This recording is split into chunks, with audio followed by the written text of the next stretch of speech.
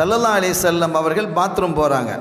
Bathroom போயிட்டு அப்படி திரும்பி பார்க்குறாங்க, ஏதாவது தண்ணி இருக்காண்டு பார்த்தா அங்கே ஒரு கேத்தல் தண்ணி. அவங்க சுத்தம் செய்வதற்கு அங்கே ஒரு தண்ணி இருக்குது. அப்படி சந்தோஷம்.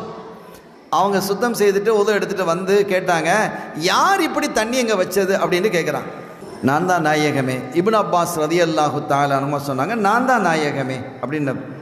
இப்போ பாருங்க, ஸல்லல்லாஹு அலைஹி வஸல்லம் அந்த இப்னு அப்பாஸ் ரலியல்லாஹு தஆலா அவர்களுக்கு ஒரு துஆவை செய்கிறாங்க. அல்லாஹும்ம அல்லிம்ஹு தஅவீலல் குர்ஆன் அவ் கமா கால அலைஹி ஸலாத்து வஸ்ஸலாம்.